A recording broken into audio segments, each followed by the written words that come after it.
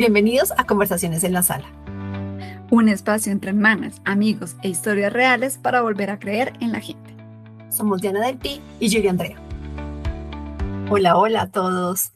Nuevamente aquí sentados en esta grandiosa y maravillosa sala. El día de hoy estoy con un invitado muy especial. Es una persona que me ha acompañado gran parte de mi vida. Es más, yo la he acompañado a ella toda su vida. Es una mujer maravillosa, fantástica. En un envase pequeño viene ella, pero es bastante fuerte. Y me ha dado también unos buenos espaldarazos para llevar a cabo varios proyectos. Así que hoy con ustedes les presento a mi hermanita menor, Yuri Andrea. Hola hermana, ¿cómo estás? Hola hermana, muchas gracias por esa presentación tan bonita que haces de tu hermana menor. Y así es, yo te he acompañado varios añitos de la vida y tú en su totalidad en la mía. Es cierto, es cierto. Ya que han sido unos que otros añitos, por no decir que muchos, vamos a ir un poco atrás y quiero que nos cuentes cuáles eran los juegos que más te llamaban la atención cuando eras pequeña, cuando eras niña. ¿Recuerdas de pronto alguno que te gustara realizar en compañía de tu hermana, de tus primas, de tus amigos o de pronto jugando sola? ¿Tienes alguno que recuerdes así especial? Pues debo confesar que los recuerdos o las memorias de mi niñez eh, personalmente no son tan vivos, ¿no? Me ha tocado como ir y buscar esa historia, hallar indicios de lo que me gustaba hacer. Entonces, esos, esos recuerdos son de lo que cuenta la leyenda. Y me acuerdo que mi mamá y mi hermana me contaban que yo hacía los ejercicios que mi papá realizaba después, como esos ejercicios de estiramiento que él realizaba después de que hacía bicicleta en la casa, en los rodillos.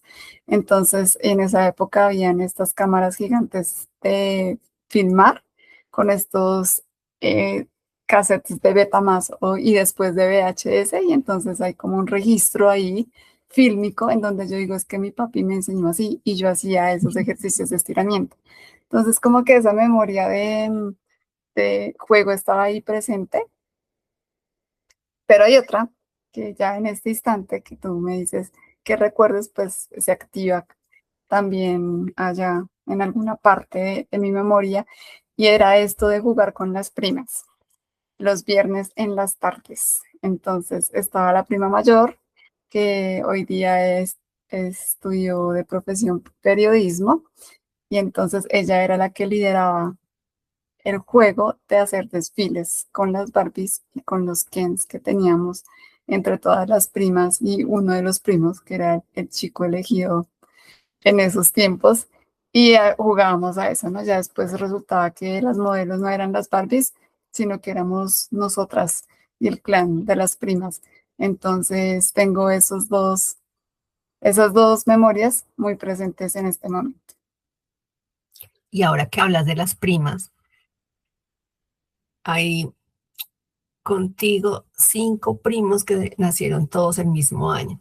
De los 6 hermanos de mi mamá, 5 tuvieron los niños seguiditos. Los separan algunos meses.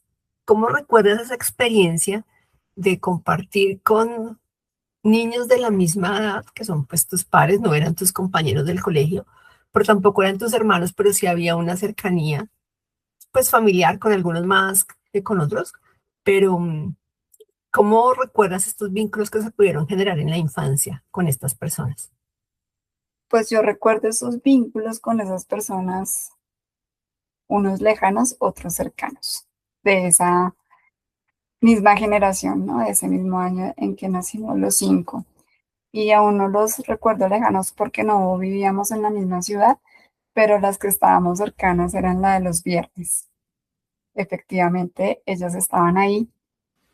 Y había una en particular que era la prima, o que es la prima Chirlita, pero en ese momento el vínculo era mucho más estrecho, porque yo sentía que ella era la chispa de las primas, era la Pulguita, que además era como la chiquita también, fisionómicamente era chiquita, pero que andaba haciendo maromas de todo tipo, entonces tenía esa energía como para mover a todo, contagiaba, ¿no? Con su relajo, con su disfrute. Entonces ella era la que sacaba las bromas, los chistes y la que incluso, me acuerdo ahorita, una vez rompimos unos platos en la cocina y ella tuvo la iniciativa de ir a enterrarlos en el jardín de mi mamá para que no se dieran cuenta que habíamos roto un plato. Entonces, ese vínculo desde ahí para mí era muy valioso. Tal vez en la adultez ya no se lo hice, no se lo dije, pero en ese momento ella era, era ese motor, ¿no? Y el haber compartido con estos primos que eran mis iguales, pues de una u otra manera me ayudaron a poder relacionarme con mis iguales en lo que era el colegio o en su momento el jardín, porque me costó, ¿no? Debo reconocer que me costó ese ser social que por naturaleza somos. A mí me tocó irlo poco a poco desarrollando, entonces ellos fueron también una ayuda en ese momento. Sí, mi mamá buscaba alternativas, mis papás, pues para poder darte ese soporte y que tú fueras ganando seguridad y te sintieras a gusto. En algún momento me inscribieron a clases de danza en el jardín, entonces yo iba por la tarde y bueno, aquí verías pues, brillar tú con las anécdotas, pero yo solamente quiero compartir que gracias a eso yo podía ir a la casa de muñecas del jardín infantil en el que te habían inscrito y eso para mí era lo mejor. Ir por las tardes a acompañar a mi hermana al lado del enfermo como el alentado, ¿no? Entonces, bueno, yo aproveché y aprovecho para decirte que gracias también, ¿no? Por esa oportunidad. Y por lo mismo que yo era como esa hermana que te puede dar un soporte, pues yo creo que también era la oportunidad el compartir con las primas para que fueras entrando más en confianza. Hablabas de esos videos y también hay videos en los que estábamos todas atrás en el patio, todas hablábamos, ¿no? Y Yuri estaba ahí calladita, era la menor, era la más chiquita de todas y había como esa, pues esa expectativa de que ella hablara más y no, era la más calladita y todas las demás, "Ah", que a ver, esto lo estamos haciendo para que Yuri hable. Y preguntaban algo y las demás contestábamos y la cara de frustración de mi tita y de mi mamá, por favor, dejen que Yuri hable. Pero en esta faceta de ser la más pequeña, pues dentro de nuestra familia eres la hermana menor. Dentro de las primas de ese momento eres la prima menor. Y ahora que te pregunte esto, quizás puedas decir, hoy tengo que pensarlo un poco más, pero ¿qué es para ti? ¿Qué significa para ti ser la hermana menor? Pues la hermana menor significa, bueno, hay como dos líneas que miraría. Una es que cuando era niña, pues era la consentida de la casa, ¿no? Entonces era la niña menor, la niña consentida, ya sabemos cómo se hace con el primero, pero pues era una niña muy anhelada porque mi mamá no quería que tú te quedaras sola. Entonces era como el regalito de la hermana, el regalito para Dianita, Ujú. era su hermanita. Entonces fui la consentida, ¿sí o no, hermana? Fui la consentida de la casa. O sea, era Yurita para arriba y Yurita para abajo. Sí, estaban muy pendientes de mí. Y ya en la adultez significa ser la hermana menor, un alivio amoroso para la hermana mayor. Así lo percibo yo. Y no alivio de que la hermana mayor no sea una emperatriz en toda su expresión, porque lo es, sino es como ese lado de dulzura, de amor, de cariño, ¿cierto? Que está ahí para darle ese abracito a la hermana mayor, ¿no? Es más un tema emocional que como una figura generacional de que yo sea la hermana menor en la casa. Entonces yo lo veo ahorita es como ese cariñito, ¿sí? Ese bizcocho o ese postre que le gusta a uno porque cuando uno se come un postrecito así rico, pues le ayuda al alma. Entonces, así, así me siento yo. Uy, hermano, eso que acabas de decir me llega al alma porque acabo de comprender que efectivamente tú eres uno de los mejores regalos que yo he tenido en la vida, de las dos personas que más me aman en el planeta, y tú eres una extensión, al igual que yo, del amor de ellos. Y es solamente el amor que hay, no solo el amor que hay entre ellos, sino el amor de ellos hacia mí. Entonces, wow, momento wow. He quedado un poco maravillada, pero es muy bonito entenderlo de esa manera. Entonces, qué chévere, hermana, que veas de esta manera el ser una hermana menor. Y bueno, algo que también recuerdo gratamente es que gracias a ti tuvimos mascota. Gracias a tu cariño por los animales, llegó al final una mascota que nos acompañó por casi unos 15 años.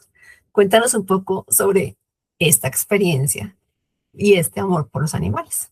Pues el amor de los animales por los animales es algo que viene conmigo. No tengo una finca, siempre he querido tener una vaca.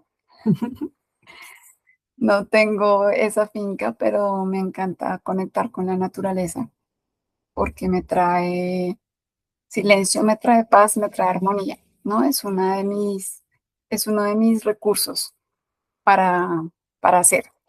Y cuando yo era niña, me encantaban mucho los perros, ¿sí? Esta afición, era una afición por los perros, increíble. Y yo siempre quería tener un perro de verdad.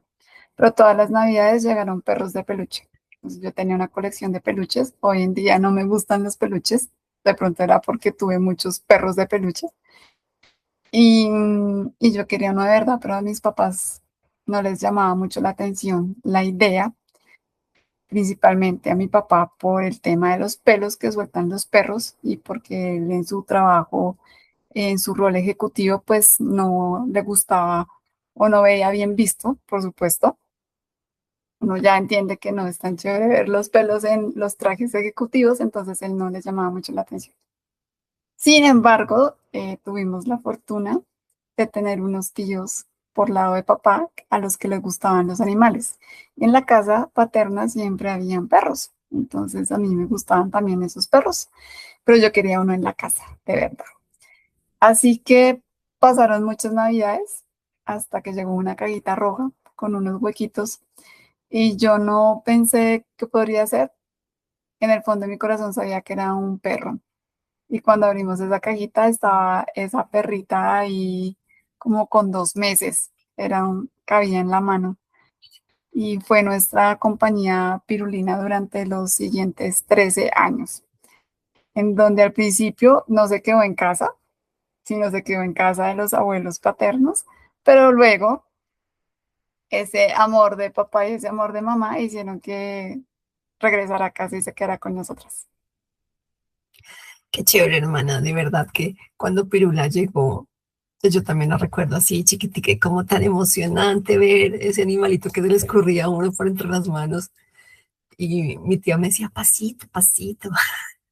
Y yo, ay, sí, yo también quiero que se quede. Pero bueno, lo logramos, gracias a toda tu insistencia. Y ahora que hablas un poco de esos tíos que tuvimos, me doy cuenta que tú estás replicando esa complicidad de ser tía con mi hija. Yo me doy cuenta de esa empatía que tienen ustedes dos, de esta bonita experiencia de contarse historias, de ir a diferentes mundos, de imaginarse planetas y lugares a donde pueden crear, divertirse y cómo las dos al mismo nivel generan historias fantásticas. Me parece que tu papel como tía es lleno de amor y de dedicación. También me he dado cuenta que a raíz de él has podido conectar mucho más con los niños y con la lectura infantil. Has tenido oportunidad de hacer sensoricuentos para niños, que creo que eso también te permitió unir algunas de las actividades manuales que tanto has tenido la capacidad para desarrollarlas. Y has encontrado en la lectura y en la escritura, valga decirlo de una vez, capacidades que de pronto tenías ocultas y que en esta época de tu vida estás empezando a explorar. Cuéntanos un poco sobre esta sesión de lectura infantil y de cómo es compartir esa experiencia de leer con niños. Bueno, ahí son dos aspectos, ¿no? La lectura y la escritura, que tienen un mismo origen y es el conectar con los niños desde ese lugar, ¿no? Pues soy lectora de varios tipos de literatura, pero pues la infantil ha estado muy presente en los últimos tiempos y esto ha sido por esa conexión con los niños, ¿no? Ese despertar o de esa ilusión que tiene siempre el niño en su más genuina forma de ser. Ahí está siempre presente en donde hay un mundo de posibilidades y un mundo infinito de oportunidades. Entonces, el estar con mi sobrina, que es tu hija, pues ha hecho que eso se active de una manera más evidente, porque pues sí me doy cuenta que disfruto un montón de crear historias y viajar a mundos y darle la máxima expresión a lo que es la imaginación y la creatividad. Entonces, ha sido un disfrute también, un ponerse al igual, porque yo con mi sobrina me arrodillo a la misma altura de ella. Sí, aunque ya me va a alcanzar, ya me va a pasar, pero aún en su momento cuando era más pequeña, yo era de las que me arrodillaba y le hablaba al mismo nivel de estatura y entonces eso hace que las capas de la perspectiva sean de otro calibre, que sean más juguetonas, más divertidas, más gozosas, más creativas y eso me conecta con la información que hay para crear. Y entonces, ¿dónde nace la libélula y el dragón?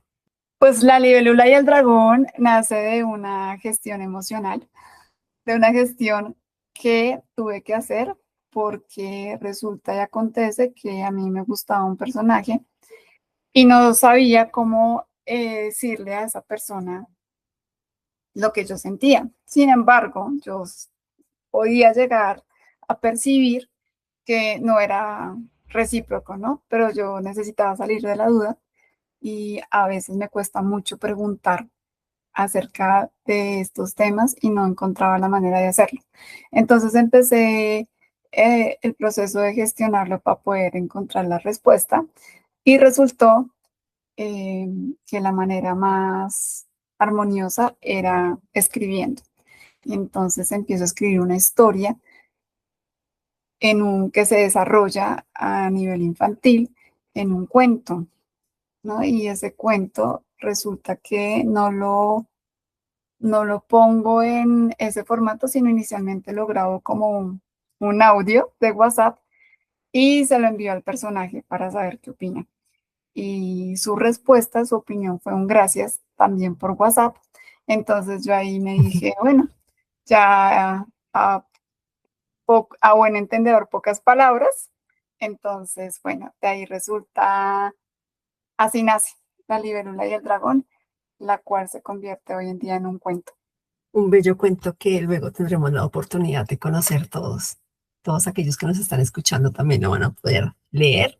Y bueno, ya saben de dónde viene la historia. Yendo un poquito más en el camino, hermana, hubo una etapa en la que nosotras estuvimos un poco distanciadas, cada una muy concentrada en su ámbito laboral. Y en esa etapa yo recuerdo que me contaron mis papás que tú estabas haciendo yoga. Y yo dije, ¿yoga? ¿Yuri? No, si es flaca, ahora sí se va a acabar de desaparecer porque esa gente no come carne.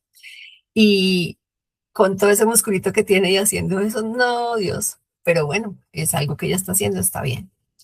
¿Por qué llegaste tú al yoga? ¿Qué pasó en tu vida que decidiste tomar esa oportunidad de conocimiento y de desarrollo personal? El yoga llega a mi camino por el ruido externo. Entonces, era esas ganas de, sí, hoy día reconozco que eran esas ganas de huir de lo que sucedía en el día y tener como un espacio para mí en donde yo pudiera encontrar información. Hoy día ya sé por qué he explorado diversos caminos espirituales, de crecimiento, del ser, y es por una gran incógnita que siempre había tenido, pero que la pude escribir hace como 2 años, y era, ¿qué hago con todo esto que siento? ¿Qué hago con todo esto que siento cuando el novio me termina, el jefe me regaña, me peleo con mi papá, mi hermana no está tan cerquita y no tengo con quién hablar? ¿Qué hago con todo eso que pasa, no? ¿Qué hago cuando, qué pasa y qué siento? Más que con lo que pasa, con lo que siento. Esas emociones que me embargaban en la pérdida, en los duelos, en no saber qué hacer. Entonces, ese es el por qué yo empiezo a explorar, y una de las puertas que se abre es el yoga. El, ¿qué hago con todo esto que no sé por dónde llevarlo? Porque siento que es más fuerte que yo y no lo puedo procesar de cierta manera. Así es como llego yo al yoga. Pero ya no estás tan metida en el yoga, ¿o sí? No, hoy día debo reconocer que lo practico desde otro lugar, porque somos seres cambiantes, ¿no? Y entonces, estas, estos caminos también ya los percibe uno de una manera diferente porque ya tiene otra perspectiva de la vida, y también es rico. Es rico poder adentrarse en otros caminos. Por supuesto que honro el camino del yoga, honro a los yogis, eh, pero pues se abrieron otras ventanas y otras puertas y se han complementado de una u otra manera, se han integrado, y pues me parece también muy bonito, en mi caso, no haberme cerrado a un solo camino, sino haberme permitido explorar otras fuentes, ¿no? Al final, muchos caminos conducen a Roma, y así es. Entonces yo también me di esa oportunidad. Bueno, muy chévere. Y si revisáramos dos episodios en los cuales hayas sentido frustración, te hayan ocasionado desilusión, hayas estado en un punto de quiebre donde dices, ¿será que sí? ¿Será que no? Esto vale la pena, no sé por dónde agarrar, no sé qué hacer. ¿Qué anécdotas podrías contarnos? Pues las anécdotas son, eh, porque al final son divertidas, ¿no? Y entonces, sí, hoy día puedo decir que de ciertos episodios en ciertos momentos en la vida que me llevaron a sentir que allá ya hay, ¿no? Que el corazoncito emocional se rompía, y físicamente también sentía, porque cuando emocionalmente pasa algo ahí, pues uno físicamente lo puede percibir, ¿no? Como que esa contracción que se da en el pecho. Hoy día ya de varios me puedo reír, y es gracias a ese cambio de gafas hacia los sucesos, hacia lo que aconteció en ese momento. Pero pues esa podría yo resumirte que es esa la anécdota, ¿no? La anécdota es que hoy día me puedo reír, ¿cierto? Y de otros todavía ahí los estoy gestionando, pero es, ¿no? En varios aspectos, ¿no? Ya vimos que pasó uno en relación de pareja, pero también se dieron muchos laborales, ¿no? Que hoy día digo, le invertí como mucha energía, pero pues estaba bien en su momento. Es el aprendizaje, y uno, si lo puede capitalizar, pues saca la buena partida. Si no, pues está bien también. ¿Qué herramientas te quedaron después de haber experimentado esos momentos que hoy ya te causan risa y que también estás utilizando para transitar los que aún no te dan la misma risa? Pero ¿cuáles han sido estas herramientas que te ayudan a transitar este camino? Una herramienta que ha sido para mí súper poderosa y que la aprendí es hacerme cargo, ¿cierto? Hacerme cargo de lo que me está pasando y buscar los recursos que me ayuden a gestionarlo. Y hay varios, ¿no? Una fue el yoga en su momento. Hoy día es el tema de la ecología emocional, por ejemplo, pero también fue el camino del arte, fue otra herramienta, ¿no? ¿Qué pasa? ¿Cómo comunico a través del arte todo lo que estoy sintiendo y también cómo ayuda a otros, pero en primer lugar, cómo me ayuda a mí? Entonces, esos caminos han sido valiosos. Bueno, por aquí hay dos cosas que me generan duda. Voy a empezar por la más fácil. El arte, bien tengo entendido, porque te lo he evidenciado, lo hacíamos incluso juntos cuando pequeñas, y es que somos muy manuales, ¿no? Nosotros fuimos como orientadas a que en un vacacional lo que se hace es un curso de manualidades. Entonces, cerámica, pintura, porcelanicrón, artesanía china, lo que era en ese momento, ya se me olvidó, artesanía francesa, era lo que se llamaba en ese momento. Entonces, el arte creo que desde siempre ha sido una opción, pero de pronto a medida que uno va creciendo y se encuentra con el ámbito académico, como que olvida que esto puede ayudarle, ¿no? Como que el cerebro ya se conecta solamente con la parte cognitiva y olvida que puede hacer este tipo de terapias alternativas. ¿Cuál de las manualidades que tú has realizado en tu vida crees que ha sido la que más te conecta con esta sanación? Bueno, aquí hay puntos claves porque tú hablas de manualidades, hablas del arte, hablas de la academia, ¿no? Ujú. Ser artista requiere academia también, por supuesto, y requiere también una habilidad manual. Desde mi punto de vista, pues yo no las separo, las tengo fielmente ligadas porque pues el hacer algo manual trae en sí la práctica de un oficio, ¿no? El dedicarse a un oficio, el que borda, el que hace libretas, el que pinta la cerámica, ¿no? Entonces aquí hay un oficio que te lleva a conectar con el arte, porque desde esa habilidad pues hay una conexión y luego empiezas a estudiar que la gama, el círculo cromático y la expresión del artista y la época en que sucede.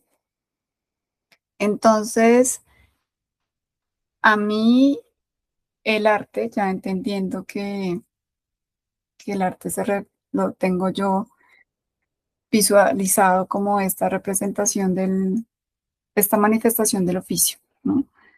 Expresar el arte mediante la manifestación de este oficio es poderme estructurar también emocionalmente y poder ordenar qué es lo que yo quiero, qué es lo que yo siento, qué es lo que yo siento y qué es lo que quiero expresarle al otro a través de la realización de una obra, de un cuadro, de una puesta en escena. ¿Qué es lo que yo le quiero expresar? Pero un paso antes de eso hay una estructura de lo que siento, porque es necesario, se requiere para poderlo hacer. Y a mí eso me ha aportado demasiado. Es esto, en esto, el resultado ha sido, por ejemplo, la libélula y el dragón.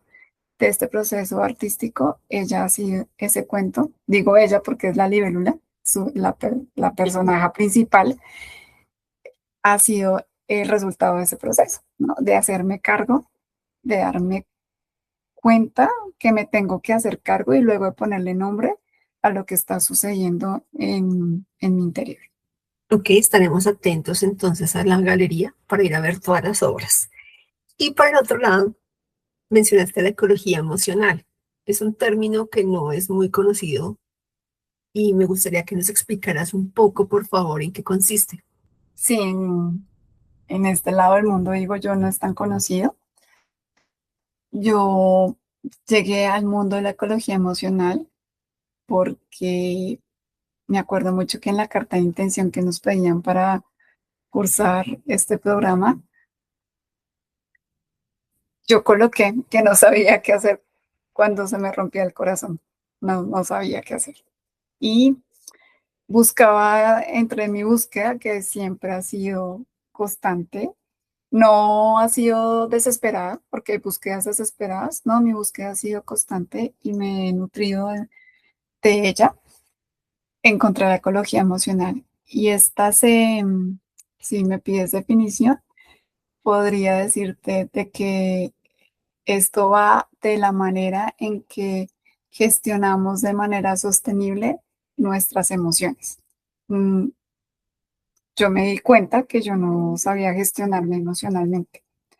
Y allí, con la ecología emocional, aprendí a gestionarlas de manera sostenible. Entonces, haz de cuenta que, por ejemplo, te hablan del turismo sostenible. Entonces, que es que sea una gestión adecuada, que los turistas sean juiciosos, que el entorno esté con sus límites de cuidado ambiental, de cuidado sociocultural, de cuidados económicos, por hablar de la palabra cuidado, pero aquí también hacemos eso de manera emocional. Entonces, a eso va dirigido lo que es la ecología emocional, muy sucintamente, porque esto es todo un mundo gigantesco para comprender eh, la mirada, la filosofía, el modelo como tal de lo que es ecología emocional. Es un modelo para gestión de las emociones. Bueno, eso lo dejamos para la próxima aromática entonces.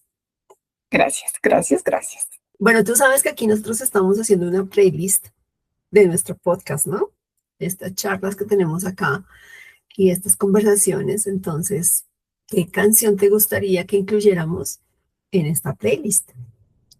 Me gustaría mucho que incluyeras el de Stock in a Moment de YouTube, porque ha sido una canción vitamina, Ujú. vitamina en los momentos en que se baja la energía del ser humano. Entonces, recuerdo que en momentos de verdad en donde digo yo, me estoy desinflada o, por ejemplo, en momentos de estar en otros territorios y no estar con los que uno está más cerquita físicamente.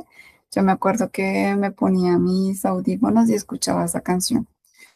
Y tiene mucho sentido porque, claro, la intención por la cual escriben esta canción es para darle ánimos a uno de los integrantes de la banda. Entonces es una canción poderosa. Es muy bonita, sí, a mí me recuerda la película de Sing 2, que en Sing están allí y le cantan esa canción pues, precisamente a Bono, que está haciendo la voz del león. Bueno, chévere también que vean la película. Y Y que bueno, busquen la historia. que busquen la historia y que se aprendan la canción. Bien, ¿y qué te gustaría que las personas que nos han escuchado el día de hoy se lleven de recuerdo después de haber compartido contigo estos minutos? Se lleven de recuerdo de esta conversación el disfrute de lo que uno tiene tan cerquita, el juego, la diversión, el darse una pausa, ¿sí? Decimos que hacemos muchas cosas y que tenemos mil de ocupaciones y que no tenemos el tiempo para hacer una pausa, pero con seguridad sí, sí lo tenemos. Entonces buscar ese espacio que nos permita disfrutar, disfrutar de una buena taza de café, de unas deliciosas galletas, de la sonrisa de la sobrina, de la película con la pareja, del abrazo con los cercanos. No, yo soy muy abrazona. Me encanta dar abrazos, es una de mis manifestaciones. Puede que no hable mucho, como decías tú, que me demoré en hablar en mi niñez. Hoy en día pues ya hablo un poquito más, pero una de mis expresiones de decirle al otro, vea, yo estoy con usted y estoy aquí cuando lo necesite, es un abrazo, ¿sí? Incluso envío abrazos virtuales con todo el sentimiento, porque no los envío escritos, sino envío un audio. Entonces te envío un abrazo, como digo, con una compañera, amiga, compañera de camino y amiga cercana, mexicana. Ella tiene un mango en su jardín y yo al frente en donde yo tengo un árbol que no sé qué especie es, y le digo, mira, yo te mando un abrazo fuerte, fuerte, fuerte hasta las raíces de tu mango, desde mi árbol. Entonces, permitirnos unas pausitas para estas expresiones de disfrute que nos abren otros panoramas. Perfecto. ¿Y qué hace que valga la pena creer en la vida o en las personas? Pues las personas en sí mismas y la vida en sí misma. Considero que es eso lo que nos vuelve a ese lugar de creer. Porque sí, hay a veces momentos de la vida, hay personas que nos muestran que a veces todo es muy gris, ¿cierto? Pero uno llega a otros momentos y a otras personas que con el abrazo le dicen a uno, oiga, vea que sí, vea que aquí estoy, vea qué bonito esto que sucedió. Entonces, eso permite que la llamita de la esperanza se mantenga encendida, que permanezca encendida en mí, en el otro, y mientras haya esperanza, pues hay vida. Y mientras haya hermanas como tú, pues se siente uno muy acompañado y feliz de contar con la presencia de una persona como tú, muy cerquita de uno. Y agradecerte, hermana, por compartirte con nosotros hoy acá en nuestra sala. Agradecerles también a cada una de las personas que nos acompañaron y decirles que esperamos que muchos capítulos vengan y que nos acompañen y se animen a participar también, porque así como Yuri hoy nos contó parte de su vida, con seguridad inspira a algunas personas y es lo que buscamos con esto, que generemos este soporte y compartamos el brillo que cada uno tiene dentro de nosotros. Hermana, te amo con todo mi corazón. Sabes que eres mi hermana favorita. Nunca te cambiaría por nadie.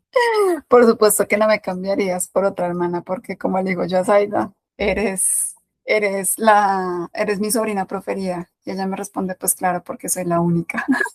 Así es. Entonces, muchas gracias a ti por permitirme ser, que al final de cuentas considero que este es el objetivo, uno de los propósitos, que seamos. Bueno, pues bienvenida a seguir siendo conmigo. Te mando un abrazo virtual, como dices tú, desde el cable que une mis audífonos a tu computador y espero vernos pronto. Y a todos ustedes, recuerden que estas son historias reales para volver a creer en la gente. Gracias por acompañarnos en esta conversación. Si este episodio te abrazó de alguna manera, compártelo con alguien que necesite volver a creer en la gente. Nos escuchamos en la próxima conversación en la sala.